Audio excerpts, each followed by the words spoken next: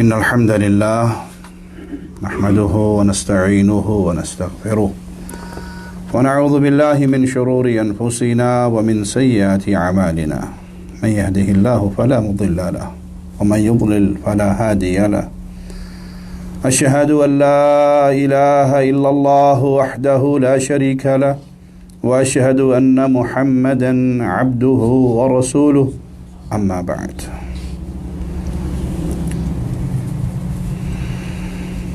اللہ مالک تنہا اس کائنات کا خالق ہے۔ یہ زمین و آسمان اللہ نے بنائے، جن اور انس کو اللہ نے پیدا کیا اور ان کی پیدائش کا مقصد بھی بیان فرمایا، وما خلقت الجن والانس الا لیعبدون، میں نے جن اور انس نہیں پیدا کیے مگر سوائے اپنی عبادت کے۔ اس کائنات میں سب سے اہم اور سب سے بڑی بات جس کو سمجھانے کے لیے اللہ نے کتابیں بھی نازل کی، انبیاء کی مبارک جماعت بھی بھیجی، وہ ایک اللہ کا تعارف، وہ ایک اللہ کی وحدانیت کی طرف دعوت، وہ عقیدہ توحید کا پیغام۔ یہ اس کائنات کا سب سے بڑا سچ اور سب سے بڑا پیغام ہے۔ قولوا لا الہ الا اللہ، اس بات کا اقرار کرو، اس بات کا اعلان کرو، اس بات کو تسلیم کرو کہ اللہ کے علاوہ کوئی معبود برحق نہیں۔ اسی لا الہ الا اللہ کے لیے انبیاء کی پوری جماعت آئی۔ وَلَقَدْ بَعَثْنَا فِي كُلِّ أُمَّةٍ رَسُولًا، ہم نے ہر امت میں رسولوں کو بھیجا، ہر رسول نے آ کر یہی پیغام دیا، ان اعبدوا اللہ۔ اس لا الہ الا اللہ کے لیے ترازو لگے گا، قیامت کے دن میزان لگے گا۔ جس کے پلڑے میں یہ عقیدہ توحید ہوگی وہ بھاری ہوگا، وہ غالب ہوگا، وہ کامیاب ہوگا۔ اس لا الہ الا اللہ کے لیے جنت اور جہنم کی تفریق ہے، فریق فی الجنہ و فریق فی السعیر، یہ جنتی ہیں، یہ جہنمی ہیں۔ اس فیصلے کے پیچھے اصل چیز وہ لا الہ الا اللہ ہے۔ انبیاء کی پوری زندگی، ان کی پوری دعوت، اس کا نچوڑ یہی لا الہ الا اللہ ہے۔ پیارے نبی صلی اللہ علیہ وسلم کے پیارے صحابی ابن عمر بیان کرتے ہیں رضی اللہ عنہما کہ رسول اللہ صلی اللہ علیہ وسلم نے فرمایا، امرت ان اقاتل الناس، اللہ نے مجھے اس بات کا حکم دیا ہے کہ میں لوگوں کے ساتھ قتال کروں، جنگ کروں، جہاد کروں، قتال کروں۔ یہ جنگ، یہ جہاد، یہ قتال، یہ گردنوں کا کٹنا، یہ خون کا بہنا، یہ کب تک، یہ کب جا کر رکے گا؟ اس کا مقصد کیا ہے؟ وہ نہ قومیت مقصد ہے، نہ وطنیت مقصد ہے، وہ مقصد پیارے نبی صلی اللہ علیہ وسلم نے بیان فرمایا، حتی یشہدوا ان لا الہ الا اللہ۔ یہ جہاد، یہ جنگ، یہ قتال، یہ لڑائی، یہ مارکے برپا رہیں گے یہاں تک کہ جن سے میں لڑ رہا ہوں وہ اس بات کو تسلیم کر لے، ان لا الہ الا اللہ، اللہ کے علاوہ کوئی معبود برحق نہیں ہے۔ تو نبی کی دعوت، نبی کا جہاد، نبی کا سفر، نبی کی محنت علیہ الصلوۃ والسلام، اس کے پیچھے اصل بات کیا ہے؟ سمجھانا مقصود کیا ہے؟ لا الہ الا اللہ۔ آپ طائف جاتے ہیں اسی لا الہ الا اللہ کے لیے، آپ مکہ چھوڑتے ہیں اسی لا الہ الا اللہ کے لیے، بدر کا معرکہ برپا ہوتا ہے اسی لا الہ الا اللہ کے لیے، احد میں تشریف لاتے ہیں اسی لا الہ الا اللہ کے لیے، زخمی ہوتے ہیں اور زخمی ہو کر بھی فرماتے ہیں کیف یفلح القوم، یہ کیسے فلاح پائیں گے، انہوں نے اپنے رسول کے ماتھے کو پھاڑ دیا، حالانکہ وہ رسول ان کو جنت کی طرف بلاتا ہے، لا الہ الا اللہ کی طرف بلاتا ہے، رب کی وحدانیت کی طرف بلاتا ہے۔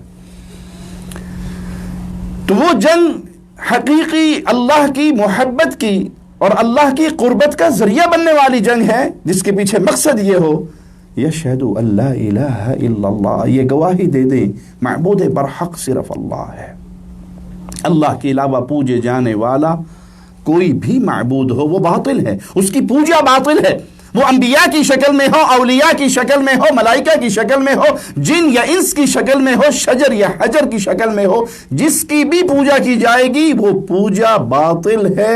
حق کے ساتھ اگر عبادت ہوگی تو صرف ایک اللہ کی، میں ان سے جنگ کروں، قتال کروں، جہاد کروں، جب تک یہ گواہی نہ دے دیں اللہ الہ الا اللہ، معبود برحق صرف اللہ ہے، عبادتوں کا حقدار صرف اللہ ہے، سجدے صرف اللہ کے لیے، رکوع صرف اللہ کے لیے، نظر صرف اللہ کے لیے، نیاز صرف اللہ کے لیے، ذبح صرف اللہ کے لیے، قربانی صرف اللہ کے لیے، اللہ کی عبادت میں کوئی بھی شریک نہیں ہے، نہ اس کی ذات میں، نہ اس کی صفات میں، نہ اس کی عبادت میں۔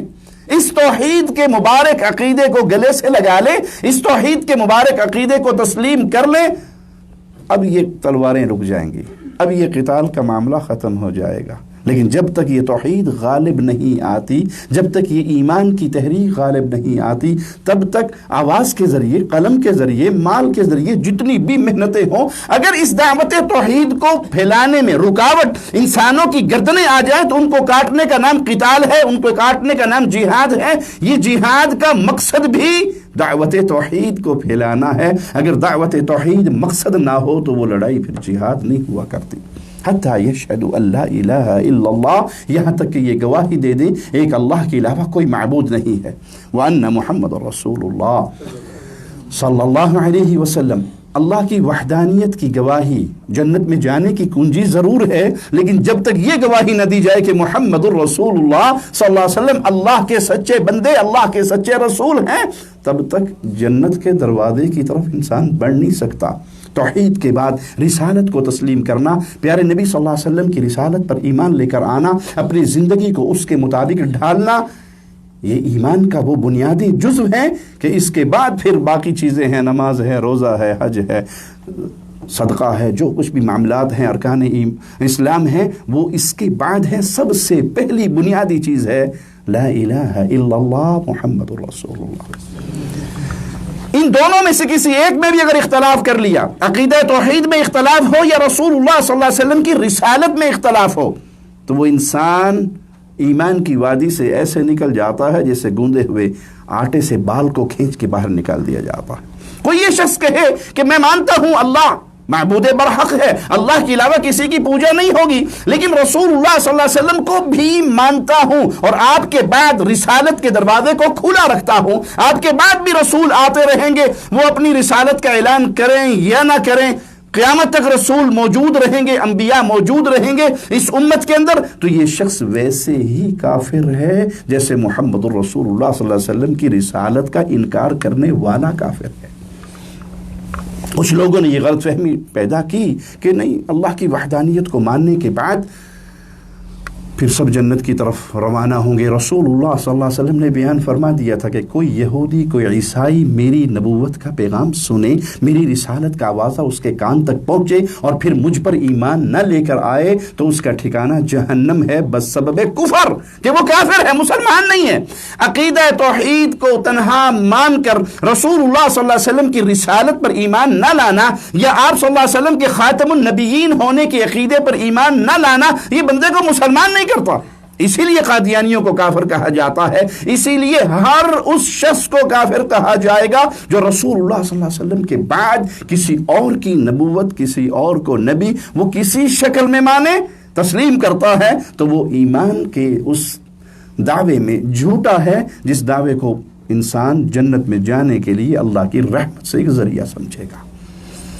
اللہ کے نبی صلی اللہ علیہ وسلم نے فرمایا کہ مجھے جہاد کا، قتال کا حکم دیا گیا جب تک یہ لوگ لا الہ الا اللہ محمد الرسول اللہ، ایک اللہ کی وحدانیت اور ایک میری رسالت کا اقرار نہ کر لیں، وَيُقِيمُ الصَّلَاةَ، یہ توحید و رسالت ماننے کے بعد اب نماز کا معاملہ ہے، پھر وہ نماز قائم کریں۔ اگر شخص نماز نہیں پڑھتا اور وہ کہ جی ماشاءاللہ مجھے توحید بڑی سمجھ آ گئی ہے، الحمدللہ میں شرک نہیں کرتا، میں قبروں کا طواف نہیں کرتا، میں قبروں پہ سجدے نہیں کرتا، میں درگاہوں پہ نہیں جاتا، میں مردوں سے نہیں مانگتا، میں صرف ایک اللہ سے ہی مانگتا ہوں، میری عقیدہ ایمان بالکل درست ہے، مجھے توحید کا بڑا اچھا فہم ہے، لیکن وہ مسجد کو دیکھنے سے محروم ہے، مسجد اس کے سجدوں سے محروم ہے، نمازیں اس کی زندگی کے اندر موجود نہیں ہے، وہ مستقل نماز کا تارک ہے، تو یہ توحید کے دعوے میں جھوٹ بولتا ہے۔ اگر یہ اللہ کو مانتا ہوتا، اگر اس کی اللہ سے محبت، توحید کیا ہے؟ سادہ لفظوں میں توحید کیا؟ غیر اللہ سے ٹوٹ کر ایک اللہ سے جڑ جانا، یہ توحید ہے۔ ٹھیک ہے آپ نے قبروں کا انکار کیا، غیر اللہ کی پوجا کا انکار کیا، لیکن آپ رب کی عبادت کی طرف نہیں چلے، تو آپ کا دعویٰ توحید جھوٹا ہے. آپ غیر اللہ سے ٹوٹے لیکن اللہ سے تو نہیں جڑے. آپ کی زندگی کے اندر نماز نہیں ہے, آپ سنتے ہیں حی علی الصلاح حی علی الفلاح, لیکن سننے کے باوجود آپ اللہ کے گھر کی طرف نہیں آتے. آپ کے دل کے اندر یہ رغبت ہی پیدا نہیں ہوتی کہ میں محبت سے سر سجدے میں رکھ کے ایک دفعہ اپنے اللہ سے اپنے گناہوں کی معافی تو مانگ لوں. اگر نماز زندگی میں نہیں ہے تو ایمان کا دعویٰ جھوٹا ہے. یہ قتال باقی رہے گا جب تک یہ توحید کو مان لیں, جب تک یہ رسالت کو مان لیں, جب تک یہ نماز قائم نہ کریں وَيُؤْتُوا الزَّكَاةَ, اور یہ زکوٰۃ ادا نہ کریں. زکوٰۃ ادا نہیں کریں گے, اس رکن کا انکار کریں گے, تو نماز پڑھنے والے, توحید ماننے والے, رسالت ماننے والے زکوٰۃ کے منکر ہوئے. تو ابوبکر صدیق نے تلوار نکالی, ان سے قتال کیا. امیر المؤمنین امیر عمر رضی اللہ عنہ جیسی عظیم شخصیت کہتی ہے ابو بکر ان سے کیسے جنگ کرو گے جو نماز پڑھتے ہیں؟ کیسے قتال, کیسے مارو گے انہیں جو نماز پڑھتے ہیں, توحید کو بھی مان رہے ہیں, رسالت کو بھی مان رہے ہیں, نماز بھی پڑھ رہے ہیں, آپ ان سے کیسے تلوار نکال کے؟ فرمایا جو نماز اور زکوٰۃ میں فرق کرے گا میں ان سے قتال کروں گا. ابو بکر صدیق رضی اللہ عنہ وارضاہ کا یہ قتال زکوٰۃ کے منکروں سے کیوں تھا؟ گناہگار سمجھ کے, کفار سمجھ کے. زکوٰۃ کا انکار کرنے والا گناہگار نہیں تھا, وہ مرتد تھا, کافر تھا. اس کے کفر کی بنا پر اس سے جہاد کیا گیا جب تک وہ اس رکن کو تسلیم نہ کر لیں. ایک ہے آپ کے پاس مال نہیں ہے, آپ زکوٰۃ نہیں ادا کر سکتے. ایک ہے اس اللہ کے فریضے کا انکار کر دیں کہ میں نہیں ادا کروں گا, مال ہے یا نہیں ہے میں نہیں ادا کروں گا. آپ نے اس رکن کا انکار کیا, آپ نے اسلام کی بلڈنگ کو ڈھا دیا کہ اسلام کی بنیاد 5 چیزوں پر, 5 ستونوں پہ کھڑی تھی. تو ان سے جنگ جاری رہے گی جب تک یہ نماز ادا کریں اور جب تک یہ زکوٰۃ نہ ادا کریں. توحید کو مان لیا, رسالت کو مان لیا, نماز ادا کرنے لگے, زکوٰۃ ادا کرنے لگے. فَإِذَا فَعَلُوا ذَلِكَ عَصَمُوا مِنِّي دِمَاءَهُمْ وَأَمْوَالَهُمْ. تو رسول اللہ صلی اللہ علیہ وسلم نے فرمایا اگر وہ یہ کام کر لیتے ہیں, توحید کو مان لیتے ہیں, رسالت کو مان لیتے ہیں, نماز کو ادا کرتے ہیں, زکوٰۃ ادا کرتے ہیں, نماز قائم کرتے ہیں, زکوٰۃ ادا کرتے ہیں, اب انہوں نے اپنا خون اور اپنا مال مجھ سے محفوظ کر لیا, اب ان سے قتال نہیں ہوگا, اب ان سے جنگ نہیں ہوگی, اب انہیں قتل نہیں کیا جائے گا. الا بحق الاسلام وحسابهم علی اللہ. ہاں ایک چیز باقی رہ جائے گی, اسلام کا حق. اسلام کے حق کے لیے قتل ہوگا. کیا معنی؟ اگر کوئی کسی کو قتل کرے تو جواب میں قتل کیا جائے گا, قاتل کو قصاص میں قتل کیا جائے گا. اگر زانی شادی شدہ ہے, زنا کرتا ہے, اس کو اسلام کی حد سنسار کیا جائے گا. الا بحق الاسلام, اسلام کا حق باقی رہے گا. چور کے ہاتھ کاٹے جائیں گے, زانی شادی شدہ کو سنسار کیا جائے گا, قاتل کو قتل کیا, حق اسلام باقی رہے گا. لیکن اسلام کے حق کے علاوہ کفر کی بنیاد پہ جو ان سے جنگ تھی وہ جنگ رک جائے گی. توحید, رسالت اور نماز اور زکوٰۃ کے معاملے کو تسلیم کرنے کے بعد وَحِسَابُهُمْ عَلَى اللَّهِ, اور پھر ان کا حساب و کتاب اللہ مالک کے ذمہ ہوگا. رسول اللہ صلی اللہ علیہ وسلم نے اپنے اس مبارک فرمان کے اندر اس حقیقت کو واضح کر دیا کہ مسلمان کا خون اور مسلمان کی جان محفوظ ہے. مسلمان کا خون بڑا قیمتی ہے, بڑا قیمتی ہے, بڑا قیمتی ہے. چھوٹی چھوٹی باتوں پہ لڑائیاں, فساد اور قتل و غارت اور پھر خاندانی دشمنیاں, وہ دنیا کے کسی مسئلے کی وجہ سے ہو, بھائیوں بڑی خطرناک چیز ہے. خون کی فائل قیامت کے دن کھلنے والی ہے, اور اس کی شدت وہ ایک ہی بات سے یاد کر لیں کہ اگر کسی مسلمان کے ناحق خون میں زمین و آسمان کی ساری مخلوق بھی ملوث ہو جرم کے اندر, تو اللہ کو کوئی پرواہ نہیں, اللہ سب کو اٹھا کے جہنم کے حوالے کر دے گا. اپنے جذبات پہ کنٹرول رکھیے. آپ نے بارہا یہ واقعات پڑھے بھی, دیکھے بھی, معاشرے کے اندر بھی. دشمنی شروع ہوگی, اس نے میرے بھائی مارا, میں نے اس کے بھائی مارا, اس نے یہ کیا, میں نے اس کو یہ کیا. پانی لگانے پر لڑائی ہو گئی, کھیتوں میں پانی لگانے پر لڑائی ہوگی. لڑنے والے بھی کزن ہیں, چچا کے بیٹے, تائی کے بیٹے ہیں. میرا بارہ تھا, میری باری تھی, اس نے بننا توڑ لیا اور پانی اپنے کھیت کو لگا لیا. وہ اپنے گھر سے گن لاتا ہے اور یہ اپنے گھر سے گن لاتا ہے, اور خون کی ندیاں بہہ جاتی ہیں. کس کے پیچھے؟ تھوڑے سے پانی کے پیچھے. خون مسلم کی عظمت اس کو سمجھیے, اس قتل کے جرم سے اپنے دامن کو روکیے, اس کی شدت کو اپنے دل میں محسوس کیجئے. اپنے بھائیوں کو, اپنی اولادوں کو, اپنے گھر والوں کو سمجھائیے کہ مسلمان کو قتل کرنا یہ کتنا بڑا جرم ہے، یہ کتنا بڑا جرم ہے کہ زمین و آسمان کی مخلوق بھی اس میں پھنس جائے تو اللہ سب کو عذاب کے اندر مبتلا کر دے۔ رسول اللہ صلی اللہ علیہ وسلم نے ایک اور حکم مالک کا اس کی اس میں وضاحت کر دی، فخلوا سبیلہم، اگر یہ کام کر لیں، توحید کو مان لیں، رسالت کو مان لیں، نماز قائم کریں، زکوٰۃ ادا کریں، فخلوا سبیلہم، پھر ان کا راستہ چھوڑ دو، پھر ان سے جنگ نہ کرو۔ مسلمان وہ جو لا الہ الا اللہ کا اقرار کر رہا ہے، حد تو یہ ہے کہ مسلمان میدان جنگ میں ہے، کفار سے ٹاکرا ہے، اور کوئی کافر عین جنگ کی حالت میں کلمہ پڑھ لے، آپ نے تلوار اٹھائی مارنے کے لیے، گن سیدھی کی، ٹریگر نہیں دبا، اس نے کہہ دیا اشہد ان لا الہ الا اللہ واشہد ان محمد، معاملہ ختم۔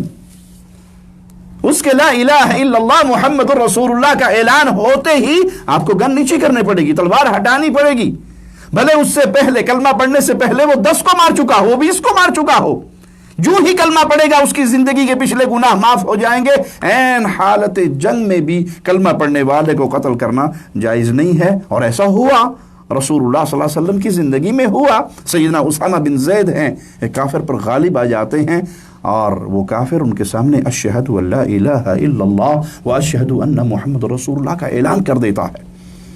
سیدنا اسامہ سوچتے ہیں کہ یہ کوئی، اس نے جان بچانے کے لیے کوئی چال چلی ہے، اور یہ کلمہ سننے کے باوجود شدت جذبات میں اسے قتل کر دیتے ہیں۔ وہ انسان قتل ہو جاتا ہے کلمہ پڑھنے کے بعد، خبر رسول اللہ صلی اللہ علیہ وسلم تک پہنچتی ہے۔ آپ پوچھتے ہیں اسامہ تو نے اسے قتل کیا، حالانکہ اس نے لا الہ الا اللہ محمد الرسول اللہ کا اقرار کیا تھا، تو نے اسے قتل کیا، کافر ہے، کفار کی طرف سے میدان جنگ میں آیا ہوا ہے، حالت جنگ میں عین جب غلبہ پا لیتا ہے مومن تو وہ شخص لا الہ الا اللہ پڑھ لیتا ہے، تو نے اسے قتل کر دیا کلمہ سننے کے باوجود۔ کہ اللہ کے نبی صلی اللہ علیہ وسلم ڈر کے پڑا تھا، وہ قابو آ چکا تھا، میں تلوار چلانے ہی والا تھا کہ اس نے اشہد ان لا الہ الا اللہ واشہد ان محمد رسول اللہ کا واضح لگا دیا، ڈر کے پڑا تھا۔ امام الانبیاء، امام کائنات، امام اعظم محمد الرسول اللہ صلی اللہ علیہ وسلم فرماتے افلا شققت عن قلبہ، کیا تو نے اس کا دل چیر کے دیکھ لیا تھا کہ وہ سچا ہے یا ڈر کے پڑ رہا ہے؟ تو نے دل چیر لیا تھا، اس کے دل کی کاپی کھول لی تھی، تجھے وہاں سے پتہ لگ گیا تھا کہ یہ ڈر کے پڑ رہا ہے۔ رسول اللہ صلی اللہ علیہ وسلم نے یہ جملہ اتنی بار دہرایا کہ تو نے اسے قتل کر دیا اور وہ لا الہ الا اللہ پڑھ چکا تھا، تو نے اسے قتل کر دیا اور وہ لا الہ الا اللہ کہہ چکا تھا۔ اسامہ کہتے ہیں میرے دل میں آیا کاش میں آج سے پہلے مسلمان ہی نہ ہوا ہوتا، آج مسلمان ہوا ہوتا اور یہ گناہ میرے اسلام لانے سے معاف ہو جاتا۔ اور رسول اللہ صلی اللہ علیہ وسلم بار بار اپنے جملے کو دہرا رہے ہیں، تو نے اسے قتل کر دیا، حالانکہ وہ لا الہ الا اللہ محمد الرسول اللہ کا اقرار کر رہا تھا۔ پیارے بھائی رکیے قدم، یہ لا الہ الا اللہ محمد رسول اللہ پڑھنے والا کون ہے؟ جدی پشتی مسلمان؟ مسجد کا امام؟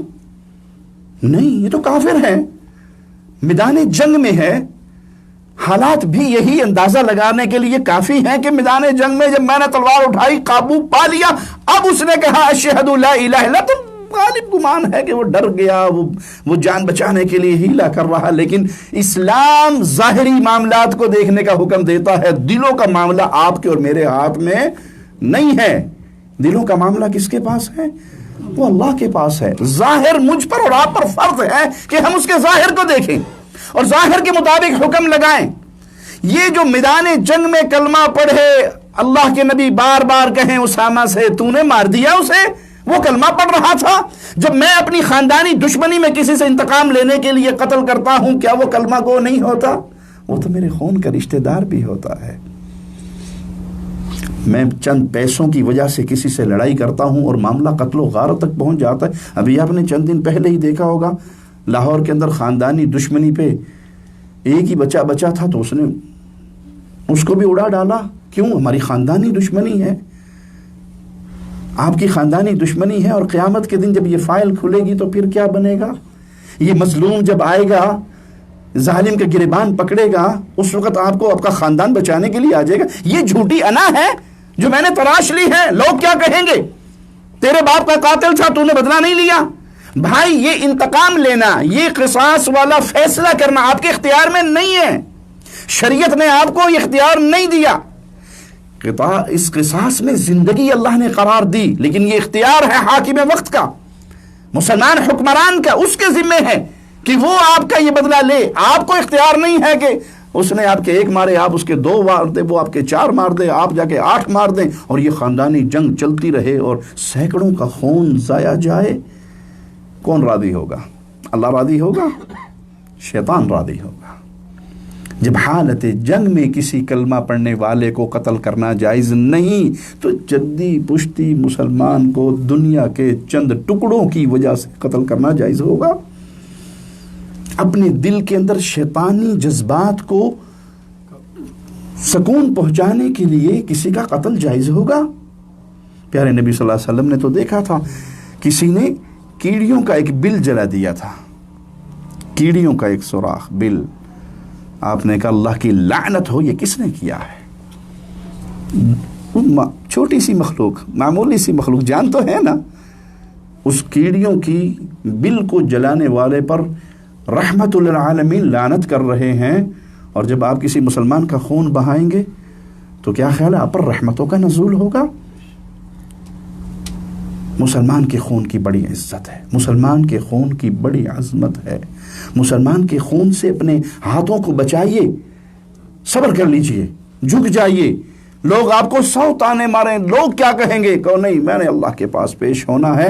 پیشی کا حال مجھے قرآن بتاتا ہے. سائق، شہید، 2 فرشتے ہوں گے، ایک اس کو ہانکتا ہوا لے کر جائے گا وہ شہید، دوسرا اس کی ڈائری پڑھتا ہوا جائے گا. فعل کذا وکذا فی یوم کذا وکذا علی الارض کذا وکذا، فلاں دن فلاں زمین پہ فلاں لمحے کھڑے ہو گئے، اس نے فلاں جرم کیا تھا. اس وقت باپ نہیں ہوگا، اس وقت قوم کے نوجوان ہلہ شیری دینے والے نہیں ہوں گے، اس وقت قبیلے کی عصبیت کی طرف پکارنے والے نہیں ہوں گے. آپ تنہا ہوں گے، دائیں طرف دیکھو گے لا یرا الا اعمال، اپنے اعمال نظر آئیں گے. بائیں طرف دیکھو گے اپنے اعمال نظر آئیں گے. سامنے دیکھو گے جہنم دہک رہی ہوگی. مولا کے سوال ہوں گے اور میرے جواب ہوں گے. نہ قوم، نہ قبیلہ، نہ برادری، نہ کوئی نہیں ہوگا وہاں بچانے والا. تنہا انسان اپنے رب کے سامنے کھڑے ہو کے سوالوں کے جواب دے گا. لیس بینہ و بین اللہ ترجمان، اللہ اور بندے کے درمیان کوئی ٹرانسلیٹر بھی نہیں ہوگا، کوئی ترجمہ کرنے والا بھی نہیں ہوگا. اللہ کے سوال اور بندے کے جواب ہوں گے. تو مسلمان کے خون سے اپنے دامن کو بچائیے، مسلمان کے خون سے اپنے ہاتھوں کو رنگنے سے بچائیے، مسلمان کی عزت اور اس کے خون کی حفاظت کیجیے.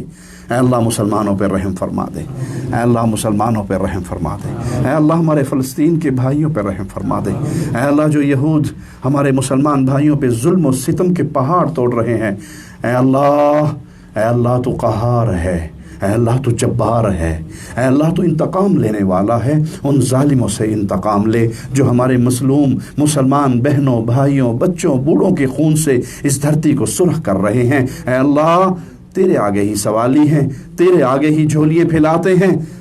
اے اللہ ہمارے ان مسلمان بھائیوں کے جو قتل ہو کے تیرے پاس آ گئے، جو شہید ہو کے تیرے پاس آ گئے، اللہ ان کی موت کو شہادت والی موت بنا دے. اے اللہ ان کے بیماروں کو شفا دے دے، اے اللہ ان کے بیماروں کو شفا دے دے، اے اللہ ان کے مریضوں کو، زخمیوں کو شفا دے دے. اے اللہ ہماری ان بہنوں کی حفاظت فرما، ہمارے ان بچوں کی حفاظت فرما، ہمارے ان بوڑھوں کی حفاظت فرما جنہوں نے جوان بچوں کے لاشیں قبروں کے حوالے کر دیے.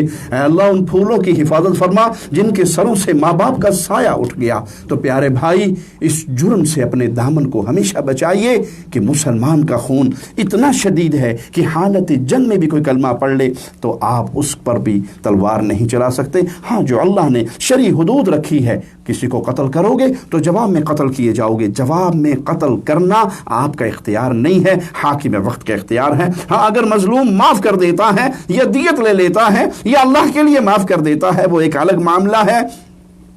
صحابی سوالی ہیں اور سائل بن کر پوچھتے کیا ہیں؟ اللہ کے نبی صلی اللہ علیہ وسلم میں جنگ کر رہا ہوں اور کافر آگے آتا ہے، تلوار مارتا ہے، میرا ہاتھ کاٹ دیتا ہے، ابھی میں اس پہ قابو نہیں پاتا. وہ درخت کی اوٹ میں جا کے چھپ جاتا ہے اور وہاں سے کہتا ہے اشہد ان لا الہ الا اللہ واشہد ان محمد رسول اللہ. اب میں اسے مار سکتا ہوں؟ آپ نے کہا نہیں، اب تیری تلوار اس کے اوپر نہیں چل، ابھی اس نے میرا ہاتھ کاٹا ہے، میرے ہاتھ سے خون بہ رہا ہے، لیکن کلمہ پڑھتے ہی فرمایا نہیں، اب نہیں، اب تیری تلوار نہیں اٹھے گی۔ اس نے کلمہ پڑھ لیا، وہ اہل ایمان کی صفوں میں شامل ہو گیا۔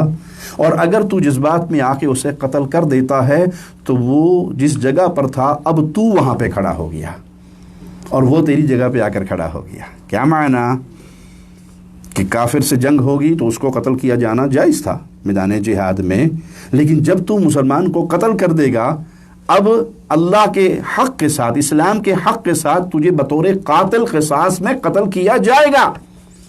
تو پیارے بھائی، اس سے بڑی بھی کوئی مثال ہے سمجھانے کے لیے کہ میدان جنگ ہے، تلواریں چل رہی ہیں، ایک کافر میرا ہاتھ کاٹ دیتا ہے، میں ابھی اس پہ بدلہ لینے کے لیے قابو نہیں پا سکا، اور اسی حال میں اس نے کلمہ پڑھ لیا، تو مجھے حکم ہے کہ اپنے دامن کو روک لو، اپنے ہاتھ کو روک لو، اپنی تلوار کو روک لو۔ کیوں؟ اس نے کلمہ پڑھ لیا، اس کا خون، اس کا مال اب محفوظ ہو گیا، اس کا حساب اللہ کے ذمہ ہے۔ جب میں اس سے بدلہ نہیں لے سکتا تو میں معمولی جھگڑوں میں اپنے مسلمان بھائیوں کو کیسے قتل کر سکتا ہوں؟ اسی لیے خوارج کو جہنم کے کتے کہا ہے رسول اللہ صلی اللہ علیہ وسلم نے۔ خوارج جن کی نشانی آپ نے بیان کی تھی کہ وہ اہل اسلام کو قتل کریں گے، بت پرستوں کو چھوڑ دیں گے، بت پرستوں کو نہیں ماریں گے، کافر کو نہیں ماریں گے، لیکن مسلمانوں کو ماریں گے۔ یہ ماضی قریب میں ہمارے سامنے داعش کی تنظیم، جو خوارج کی تنظیم تھی، جس نے مسلمانوں کا خون بہایا، مسجدوں کے اندر بم دھماکے کیے، مسجدوں کی عزت تار تار کی، حرم کی عزت تار تار کی، حرم کی حرمت پہ حملے کیے، وہاں پہ خون بہانے کی کوششیں کی۔ یہ کون ہیں؟ یہ خوارج ہیں جو مسلمانوں کا خون بہاتے ہیں اور بت پرست ان کے ہاتھوں سے محفوظ رہتے ہیں۔ یہ اللہ کے سامنے قیامت کے دن کس حال میں کھڑے ہوں گے؟ یہ حدیث ہمارے لیے کافی ہے کہ وہ میرا ہاتھ کاٹ دے اور درخت کی اوٹ سے جا کے پھر وہ کلمہ پڑھ لے، تو میں اپنے کٹے ہوئے ہاتھ کا اس سے بدلہ نہیں لے سکتا، کیونکہ اب وہ میرا بھائی بن چکا ہے، یہ کلمہ پڑھ کے میرا بھائی بن چکا ہے، اور میرا کزن، میرا پیارا، میرا رشتہ دار۔ شیطان نے مالی دنیاوی مسائل میں ہمیں ایک دوسرے کا مخالف بنا دیا، میں اس کے خون کا پیاسا کیسے بن سکتا ہوں؟ یہ ہمارے ہاں سکھایا جاتا ہے جی، وہ ساڑا شریک کے دا رشتہ ہے نال، یہ ساڑے شریک نے۔ اور حدیث کیا سکھاتی ہے؟ ایک صحابی آتے ہیں باغ لے کے، اے اللہ کے نبی صلی اللہ علیہ وسلم، یہ باغ ہے، میں اللہ نام پہ آپ کے حوالے کرتا ہوں، آپ جو چاہیں اس کا کریں۔ آپ نے فرمایا یہ باغ لو، اپنے چچا کے بیٹوں میں بانٹ دو۔ کس میں بانٹ دو جی؟ اور چچا کے بیٹوں کو ہم کیا کہتے ہیں؟ کیا کہتے ہیں؟ شریکاں دا منہ رتا ہوئے تو اپنی چنڈا مار مار کے رتا کر لو۔ یہ کس نے سکھایا؟ یہ اسلام نے نہیں سکھایا بھائی، یہ اسلام نے نہیں سکھایا، یہ شیطانی جملے ہیں، یہ نان مسلم کے جملے ہو سکتے ہیں، یہ اسلام پر عمل نہ کرنے والوں کے جملے تو ہو سکتے ہیں، مسلمان کے نہیں۔ وہ میرا بھائی ہے، وہ میرے چچا کا بیٹا ہے، وہ میرے ماموں کا بیٹا ہے، میری پھوپھی کا بیٹا ہے، میری خالہ کا، یہ تو انتہائی قربت کے رشتے ہیں۔ اور میں یہ سمجھاؤں کہ نہیں، تجھے کو تکلیف پہنچے گی، تیرے کزن بڑے خوش ہوں گے، کس نے کہہ دیا آپ کو؟ آپ نے یہ دشمنی اس حد تک پہنچا کیوں دی؟ ان کے ساتھ تو محبت کا حکم ہے، پیار کا حکم ہے، رشتہ داری کا حکم ہے، صلہ رحمی کا حکم ہے۔ صلہ رحمی پہ صرف ایک جملہ بھی یاد رکھے نا کہ قیامت کے دن جب انسان چلے گا بولے صراط سے، اللہ اپنی رحمت سے ہمیں ان پیاروں میں شامل فرما دینا جو آنکھ جھپکنے کی صورت سے وہاں سے گزر جائیں گے۔ تو صلہ رحمی وہاں پر آ کے ایک طرف کھڑی ہو جائے گی، امانت ایک طرف کھڑی ہو جائے گی، اور صلہ رحمی کہے گی اللہ، اور صلہ رحمی سے اللہ کا وعدہ ہے نا پہلے ہی، جو تجھے ملائے گا میں اسے ملاؤں گا، جو تجھے توڑے گا میں اسے۔ آج تو خوش ہو جاتی ہیں عورتیں، جی مزہ آ گیا نا، میں نے اس کے پچھلے سارے توڑوا دیے، ہوں صرف میرا ہی ہے، ہوں کسی کا نہیں ہے، میری مولت ہی نچتا ہے، میں جو کہتی ہوں وہ مانتا ہے، میں نے توڑوا دیا، اب کسی سے ملنا جلنا نہیں ان کا۔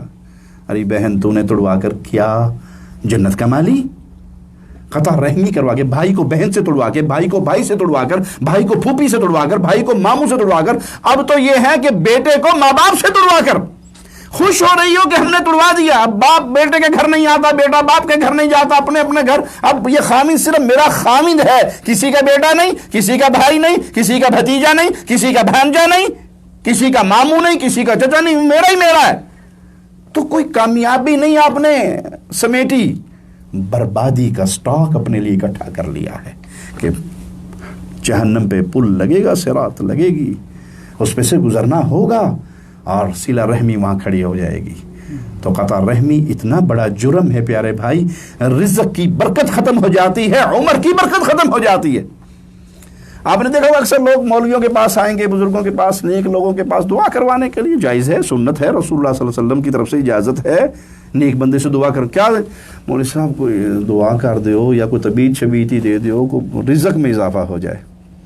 لیتے نا مولویوں سے تعویذ، ان تعویذوں میں بھلے وہ سفید کاغذ کی پڑیا بنا کے تعویذ دے دے، پیر شوف سرکار، وہ شوف سرکار بھی چل جاتی ہے کہ بڑا کام ہو رہا ہے۔ پیسے دے کے تعویذ لے رہے ہیں، پیسے دے کے مولوی سے دعا کروا رہے ہیں۔ مولوی پتہ کتنی والی پیسے دعا کرنا، جنی جیب ہوتی پڑے گا ٹڈوں نکلے گی، میں پھوکی سکی کرائی تو پھر تو ہی نکلے گی۔ کیا خیال ہے جو نسخہ رسول اللہ صلی اللہ علیہ وسلم نے دیا ہوگا اس سے قیمتی بھی کوئی ہو سکتا ہے؟ رزق میں برکت، عمر میں اضافہ، برکت، نبوی نسخہ سنا دوں؟ آپ نے فرمایا جو یہ چاہتا ہے کہ اس کے رزق میں برکت ہو، اس کی عمر میں برکت ہو، او کما قال علیہ الصلوۃ والسلام، وہ صلہ رحمی کرے۔ کیا کرے؟ بیوی کے پیچھے لگ کے 6 مہینے سے باپ کو فون نہ کرنے والوں، بیگم کے پیچھے لگ کے باپ کو بھول جانے والوں، بہنوں کو بھول جانے والوں، خالہ پھوپھی کو بھول جانے والوں، یا دنیاوی مفادات کو سامنے رکھ کر اپنے رشتوں کو بھول جانے والوں، اللہ کے نبی صلی اللہ علیہ وسلم فرما رہے ہیں رزق میں برکت چاہیے صلہ رحمی کرو، عمر میں برکت چاہیے صلہ رحمی کرو۔ تو یہ وہ قانون جو اللہ کے نبی صلی اللہ علیہ وسلم نے بیان فرمایا، توحید کو ماننے والا، رسالت کو ماننے والا، نماز قائم کرنے والا اور زکوٰۃ ادا کرنے والا، اس کا خون نہیں بہایا جائے گا۔ سبحان اللہ، یہ اتنا پیارا قانون ہے کہ اسی کی روشنی میں اللہ کے نبی صلی اللہ علیہ وسلم نے منافقین کو قتل نہیں کیا۔ منافق جو دل سے لا الہ نہیں پڑھتے تھے، منافق تھے، لیکن ان کو قتل نہیں کیا گیا۔ کیوں؟ آپ نے فرمایا من صلی صلاتنا، جس نے ہماری طرح کی نماز پڑھی، واستقبل قبلتنا، ہمارے قبلے کی طرف منہ کیا، واکل ذبیحتنا، اور ہمارا ذبح کیا ہوا کھایا، فذلک المسلم، یہ وہ مسلمان ہے، الذی لہ ذمۃ اللہ وذمۃ رسولہ، جو اللہ اور اس کے رسول کی پناہ حاصل کر چکا ہے۔ اس کو اللہ کی اور اس کے رسول کی پناہ مل گئی ہے یہ کام کرنے کے بعد۔ تم اللہ کی پناہ کی خلاف ورزی نہ کرو۔ تو منافق معلوم ہے، آپ کو بتا بھی دیا گیا کہ یہ منافق ہیں، لیکن آپ نے اس نماز کی وجہ سے ان کو قتل نہیں کیا۔ تو پیارے بھائی، اللہ سے دعا ہے اللہ ہمیں توحید پہ باقی رکھے، ایمان پہ باقی رکھے۔ اس وقت دنیا کے اندر جتنا شرک اور کفر پھیل رہا ہے، میری اور آپ کی ذمہ داری اتنی زیادہ بن جاتی ہے کہ ہم وہاں تک اللہ کی توحید کا نور پہنچائیں۔ آخری بات کر کے بات ختم کروں بھی، پہلے دنوں الیکشن گزرے ہیں، کئی ملکوں میں الیکشن آتے رہتے ہیں، جاتے رہتے ہیں۔ کیا خیال ہے سیاسی پارٹیاں جب جیت کی حکومتیں بنا لیتی ہیں تو کس ورکر کو زیادہ عزت دیتی ہیں حکومتیں؟ جو صرف ووٹ ڈال کے گھر جا کے سو جائے جی، پھر اسی کو، یا جو راتوں کو جاگ کے پیسے بھی لگا رہا ہے، جلوس بھی نکال رہا ہے، بینر بھی چھاپ رہا ہے، اشتہار بھی لگا رہا ہے، اور نعرے مار مار کے انہیں سگ پاڑ لیا اپنے بیچارے نے۔ اس نے بڑا کام کیا تھا۔ ایم این اے صاحب کو جب کوئی گرانٹ ملے گی تو اس کے ذریعے خرچ ہوگی، اس کو عزت ملے گی، کیونکہ اس نے جماعت کے لیے قربانی دی۔ ایک سمجھانے کے لیے مثال ہے، ہمارا دین اسلام تو بڑا باعزت دین ہے۔ پیارے بھائی، قیامت کے دن عزت پانا چاہتے ہو تو آج اپنی تیاری کرو کہ جب دنیا میں شرک اور کفر اور بدعات پھیل رہی تھی، میں اسلام کے اس کشتی نوح، اس سفینہ نوح کو بچانے کے لیے میں نے کیا کیا تھا۔ یہ اسلام ہے نا، فتنوں سے بچنے کا سفینہ ہے۔ جب یہ سفینہ پھنس گیا، ہر طرف سے موجیں اس کے اوپر چڑھنے کے لیے دوڑ رہی ہیں، اس اسلام کے لیے میری کیا قربانی ہے؟ آج جتنی میں قربانی اسلام کے لیے دوں گا، قیامت کے دن اللہ میرا اتنا ہی ذکر کو بلند کرے گا۔ اللہ سے دعا ہے اللہ اپنے پیاروں میں شامل فرما لے، اللہ ہم سے راضی ہو جائے، اللہ آپ سے راضی ہو جائے، اللہ ہمارے عملوں کو، ٹوٹے پھوٹے عملوں کو اپنی رحمت سے قبولیت نصیب فرما دے۔ اے اللہ ہمیں رمضان کا مبارک مہینہ نصیب فرما دے۔ اے اللہ اس رمضان کے مبارک مہینے میں ہمیں بابرکت بنا دے، ہمارے اوپر برکتوں کا نزول فرما دے، ہمیں نیکیوں کی توفیق عطا فرما دے، ان نیکیوں کو اپنی جناب میں قبولیت سے نواز دے۔ اے اللہ رمضان کی ہر رات میں تو اپنے بندوں کو جہنم سے آزاد فرماتا ہے، ہمیں بھی ان میں شامل فرما لے جو اس مبارک مہینے میں جہنم سے آزادی کا پروانہ پا کر تیری جنت کے وارث بن جائیں۔ اقول قولی هذا واستغفر اللہ لی ولکم ولسائر المسلمین۔